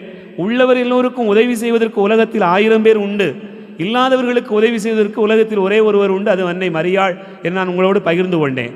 அதுபோல வாழ்க்கையில் எதுவுமே இல்லை என்று நினைக்கிறீர்கள் என்று சொன்னால் அன்னை மரியாள் இருக்கிறார். மரியாளை நீங்கள் பார்த்து பார்த்து உங்களுடைய வாழ்க்கையினுடைய எல்லா ஆசீர்வாதங்களையும் பெற முடியும் என்பதற்கு ஆண்டவர் இயேசுவே இதோ உன் தாய் என்று சொல்லி நம்ம எல்லோருக்கும் தாயாக கொடுத்திருக்கிறார். அப்படிப்பட்ட ஒரு பெரும் பேற்றினை பெறுகிற நாள் அன்னை மரியாளுடைய பிறப்பு பெருவிழா. இந்த பெருவிழா நாளில் நாம் எல்லோரும் மகிழ்ந்திருக்கிறோம். அன்பார்ந்தவர்களே, இந்த மகிழ்ச்சியின் நாளில் நமக்கு இன்னொரு பெரும் மகிழ்ச்சி என்னவென்று சொன்னால் இந்த ஆலயம், இந்த பேராலயம். உண்மையிலேயே இது இறைவனுடைய அருட்கொடை. மனிதர்கள் நாம் எல்லோரும் பல்வேறு நிலைகளிலே முயற்சி செய்து இதை உழைத்து உருவாக்கிட்டாலும் இங்கு இறைவனுடைய பிரசன்னம் என்பது மிக முக்கியமானது. சாலமோன் தான் கட்டிய ஆலயம் கட்டி முடிக்கப்பட்ட பிறகு ஆண்டவரை நோக்கி அவர் சொல்லுகிற மன்றாட்டில் ஒரு வசனத்தை நாம் சிந்தித்து பார்க்கிறோம். என்ன வசனம்னு சொன்னால் 1 அரசராகமம் 8வது அதிகாரம் 27-28வது வசனத்தில் அவர் சொல்லுகிறார், கடவுள் உண்மையில் இந்த மண்ணுலகில் தங்கி இருப்பாரா? வானமும் வான மண்டலங்களும் உம்மை கொள்ள இயலாதிருக்க நான் கட்டியுள்ள இக்கோவில் எப்படி உம்மை கொள்ளும்? என் கடவுளாகி ஆண்டவரே, உம் அடியான் செய்கிற வேண்டுதலையும் விண்ணப்பத்தையும் கேட்டருளும். இப்படி சொல்லிக்கிட்டே போவார். அந்த மன்றாட்டு பகுதியை நீங்கள் 1 அரசராகமும் 8வது அதிகாரத்தில் 22வது வசனத்திலேருந்து நீங்கள் வாசித்து பார்த்தீங்கன்னு சொன்னால் அந்த அதிகாரம் முழுக்க சாலமோனுடைய மன்றாட்டு தான். அதனால் நாம் கையால் கட்டியிருக்கக்கூடிய இந்த ஆலயத்தில் ஆண்டவர் எப்படி குடியிருப்பார் அப்படின்னு கேட்டுட்டு, ஆண்டவரே இதில் நீரே பிரசன்னமாயிரும், உம் கண்களை இதில் வையும், உம்முடைய பார்வை இதன் மீது இருந்து எல்லா மக்களுக்கு ஆசி அளிக்கட்டும், இந்த ஆலயத்தை நோக்கி ஏறெடுத்து செபிக்கிறவர்கள் எல்லோரும் ஆசி பெறுவார்களாக என்று அவர் ஏராளமாக சொல்லி மகிழ்வார். அப்படி ஜெபிப்பார். அப்படிப்பட்ட ஒரு கொண்டாட்டமான நம்முடைய ஆலயம், பேராலயம், புதிதாய் உருவாக்கப்பட்ட இந்த ஆலயத்தில் நாம் மகிழ்ந்திருக்கிறோம். ஆகவே இந்த ஆலயத்திற்காக பல்வேறு நிலைகளிலே தியாகத்தோடு உழைத்திட்ட, உதவி செய்திட்ட நன்கொடையாளர்கள், ஜெபித்திட்ட அன்பு பிள்ளைகள் எல்லோரையும் நான் நன்றி கூறி மீண்டுமாய் அவர்களுக்கும் ஒரு முறை கரங்களை தட்டி நம்முடைய நன்றிகளை இந்த நாளில் நினைத்து பார்த்து சொல்லுவோம். அன்பார்ந்தவர்களே, ஏன் இவ்வளோ பெரிய பீடிகை, இவ்வளோ பெரிய பிட்டு எதுக்கு அப்படின்னு நீங்கள் நினைக்கலாம். இருந்தாலும் கூட ஒரு முறை நாம் நம்முடைய ஆலயத்தையும் மாதாவையும் நினைவு கூர்ந்து பார்ப்பது என்பது நமக்கு மிகுந்த மகிழ்ச்சியை தருகிறது. இந்த நாளில் நம்முடைய பெரும் மகிழ்ச்சியில் கலந்து கொள்வதற்காக இந்த திருப்பலியை தலைமையேற்று நிறைவேற்றி நமக்காக இறைவார்த்தையை பகிர்ந்து ஜெபித்திருக்கக்கூடியவர் ஆலயத்தை குறித்து மிக அற்புதமாக எப்படி ஆலயம் என்கிற பழக்க வழக்கம் வந்தது, தொடக்கத்தில் ஆண்டவர் எப்படி தனிநபர்களுக்கு தோன்றினார், பின்னாளில் எப்படி உடன்படிக்கை பேழையாக அந்த காட்சி உருவானது, உடன்படிக்கை பேழையை தூக்கி தூக்கி சுமக்கிற இடம் மாறி எப்படி ஒரு ஆலயத்திற்குள்ளாக சாலமோன் கட்டிய ஆலயத்திற்குள்ளாக மைய இடத்தில் வைக்கப்பட்டது, அதன் பிறகு எப்படி மரியாள் ஆலயமாக மாறினார், எப்படி உடன்படிக்கை பேழையாக இருந்தார் என்கிற செய்தியெல்லாம் மிக அற்புதமாக நம்மோடு பகிர்ந்து கொண்டிருக்கக்கூடியவர் நம்முடைய மறைமாவட்ட பரிபாலகர் பேரருட் தந்தை மோட்சராஜன் அவர்கள். தந்தை அவர்கள் மிகவும் அமைதியானவர், அதிர்ந்து பேசாதவர், தீர்க்கமான முடிவுகளை எடுக்கக்கூடியவர், எப்போதும் ஆம் என்று சொன்னால் ஆம் என்று சொல்லி இல்லை என்றால் இல்லை என்று சொல்லுகிற ஒரு நல்ல நேர்மையான பணியாளர் நமது மத்தியிலே இந்த நாளில் வருகை தந்திருப்பது, ஜெபித்திருப்பது நமக்கு மகிழ்ச்சி அளிக்கிறது. ஆகவே மறைமாவட்ட பரிபாலகர் பேரருட் தந்தை மோட்சராஜன் அவர்களுக்கு நம்முடைய நெஞ்சார்ந்த நன்றிகளை கரம் தட்டி அன்போடு கூட தெரியப்படுத்திக் கொள்வோம். அன்பார்ந்தவர்களே, இந்த நாளில் நம்மோடு கூட நம்முடைய மகிழ்ச்சியிலே கலந்து கொள்வதற்காக வருகை தந்திருக்கக்கூடியவர்கள் அருட்தந்தை பீட்டர் அவர்கள். தந்தை அவர்கள் ஜூபிலி மெய்ப்பு பணி நிலையத்தினுடைய இயக்குநராக இருந்து பல்வேறு விதமான பணிகளை முன்னெடுத்து செல்லக்கூடியவர்கள் இந்த நாளில் நமது மத்தியில் இருக்கிறார்கள். அவர்களுக்கும் நம்முடைய நெஞ்சார்ந்த நன்றிகளை தெரிவித்துக் கொள்கிறோம். அத்தோடு நமது மத்தியில் வருகை தந்திருக்கக்கூடியவர்கள் நம்முடைய மறைமாவட்ட பள்ளிகளின் கண்காணிப்பாளர் அருட்தந்தை போஸ்கோ குணசீலன். தந்தை அவர்கள் கடந்த ஆண்டிலே தென்காசி தூய மிக்கேல் அதிதூதர ஆலயத்திலே திருத்தலத்திலே பங்கு தந்தையாக பணியாற்றிவிட்டு தற்போது மறைமாவட்ட பள்ளிகளின் கண்காணிப்பாளராக பொறுப்பேற்ற நாள் முதல் பல்வேறு இடங்களுக்கு பள்ளிகளுக்கு சென்று பல புரட்சிகரமான பணிகளை முன்னெடுத்து வருகிறார். அவர்கள் இந்த நாளில் நமது மகிழ்ச்சியிலே கலந்திருக்கிறார்கள். அவர்களோடு இணைந்து இந்த நாளில் நம்முடைய மகிழ்ச்சியிலே கலந்திருக்கக்கூடியவர் திருநெல்வேலி சமூக சேவை சங்கம் TSSனுடைய இயக்குனர் அருட்தந்தை பிரான்சிஸ் சேவியர் அவர்கள். தந்தை அவர்கள் எப்போதுமே புன்னகையோடு மிகுந்த எளிமையான வாழ்க்கை செயல்பாடுகளை தனது வாழ்க்கையில் எப்போதும் கொண்டு எல்லா மக்களுக்கும் உதவக்கூடிய நல்மனம் படைத்தவர். அவரும் நம்மோடு கூட இந்த நம்முடைய மகிழ்ச்சியில் கலந்திருக்கிறார். அவர்களுக்கு நம்முடைய நெஞ்சார்ந்த நன்றிகளை கரம் தட்டி அன்போடு கூட தெரியப்படுத்திக் கொள்வோம். நமது உதவி பங்கு தந்தை எப்போதும் நம்மோடு கூட இருந்து நமக்கு பணி செய்கிறவர் மிக்கேல் சாமி அவர்களையும் நாம் நன்றியோடு நினைத்து பார்க்கிறோம்.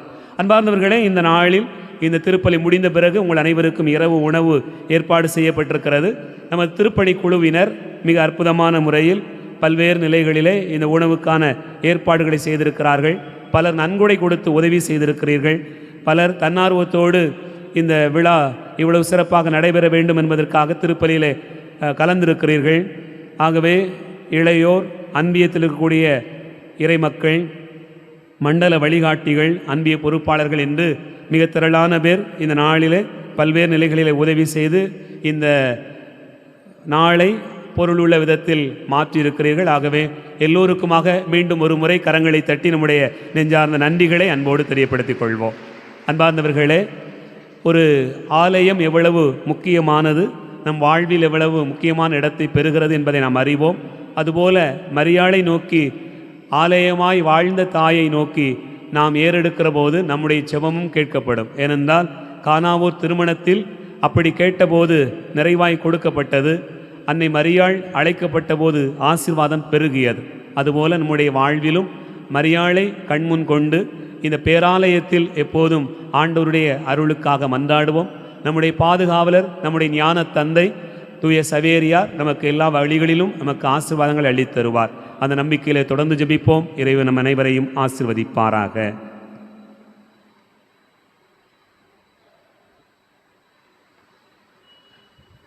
கிறிஸ்துவில் பிரியமானவர்களே, இந்த திருப்பலிக்கு என்னை அழைத்த உங்கள் பாசமிகு பங்கு தந்தை அந்தோணி வியாகப்பன் அவர்களுக்கும், உதவி பங்கு தந்தை மைக்கேல் சாமி அவர்களுக்கும், பங்கு அருள் பேணவை உறுப்பினர்களுக்கும் உங்கள் ஒவ்வொருவருக்கும் மனமார்ந்த நன்றியை தெரிவித்துக் கொள்கிறேன். நமது தாயை தேர்ந்தெடுப்பதற்கு நமக்கு உரிமை இல்லை. ஆனால் இறைவன் தனது தாயை தேர்ந்தெடுத்திருக்கிறார். அவ்வளவு தூரம் சிறப்பு வாய்ந்த ஒரு பெண்தான் நமது அன்னை மரியாள். அவரை விடாது பற்றி கொள்வோம். மன்றாடுவோமாக. ஆண்டவரே, திரு உணவால் ஊட்டம் பெற்றுள்ள உமது திரு அவை அக்களிப்பதாக. அனைத்துலகின் எதிர்நோக்காகவும் மீட்பின் விடியலாகவும் விளங்கிய புனித கன்னி மரியாவினுடைய பிறப்பில் அத்திரு அவை மகிழ்வதாக. எங்கள் ஆண்டவர் கிறிஸ்து வழியாக உம்மை மன்றாடுகின்றோம்.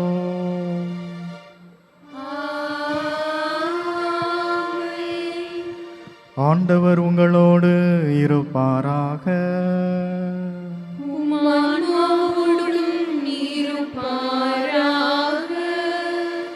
இறைவனின் சிறப்பு ஆசி பெற தலைவணங்கி மன்றாடுவோம். புனித கன்னி மரியாவின் தாய்மை பேற்றின் வழியாக மனித இனத்தை கனிவிரக்கத்துடன் மீட்க திருவுள்ளம் கொண்ட இறைவன் தமது ஆசியால் உங்களை வளப்படுத்த திருவுள்ளம் கொள்வாராக.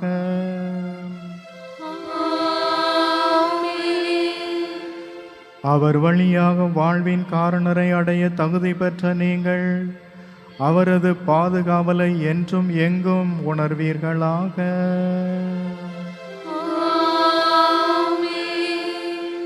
என்று இறை பற்றுதலோடு கூடியிருக்கும் நீங்கள் அருள் வாழ்வின் மகிழ்ச்சி, விண்ணக பரிசுகள் ஆகியவற்றின் கொடைகளை உங்களோடு என்றும் எடுத்து செல்வீர்களாக.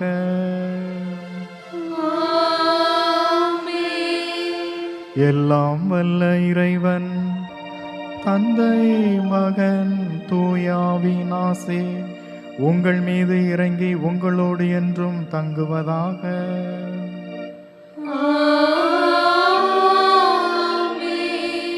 சென்று வாருங்கள், திருப்பலி நிறைவேறிற்று. இறைவனுக்கு நன்றி.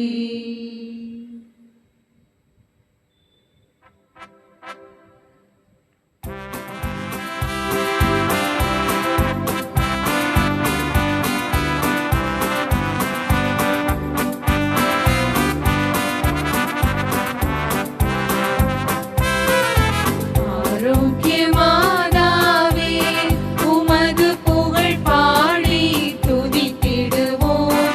எந்நாளும்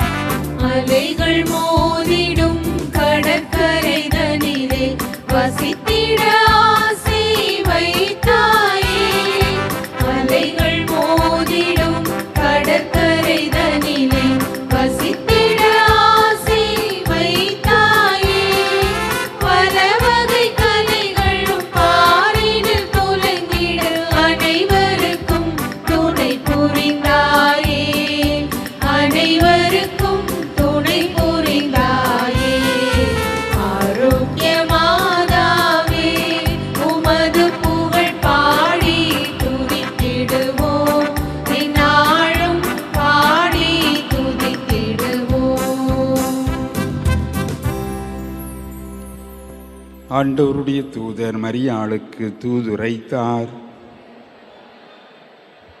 அருள் நிறைந்த மரியே வாழ்க, ஆண்டவர் உம்முடனே, பெண்களுள் ஆசி பெற்றவர் நீரே. உம்முடைய திருவயிற்றின் கனியாகிய இயேசுவும் ஆசி பெற்றவரே.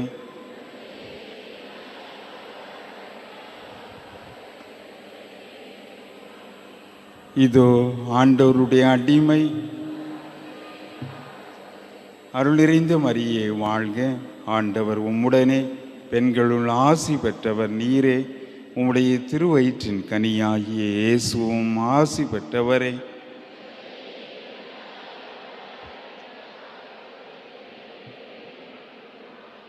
வார்த்தை மனு உருவானார். அருள் நிறைந்த மரியே வாழ்க, ஆண்டவர் உம்முடனே, பெண்களுள் ஆசி பெற்றவர் நீரே. உம்முடைய திருவயிற்றின் கனியாகிய இயேசுவும் ஆசி பெற்றவரே.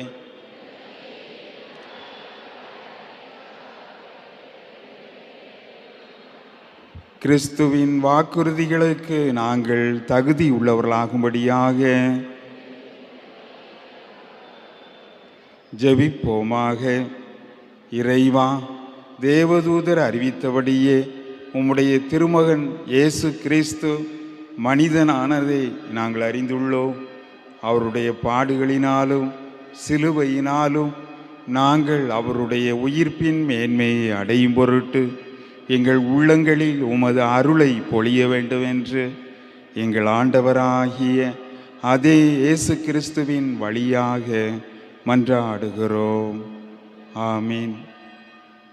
நிலையான புகழுக்குரிய தூய்மை மிகு நற்கருணைக்கு எல்லா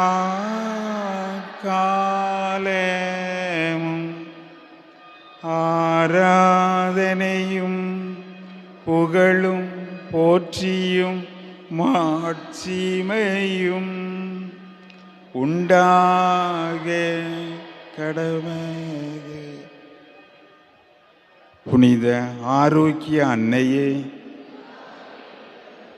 எங்கள் பாதுகாவலரான புனித பிரான்சிஸ்கு சவேரியாரே, தந்தை மகன் தூய ஆவியாரின் பெயராலே ஆமென்.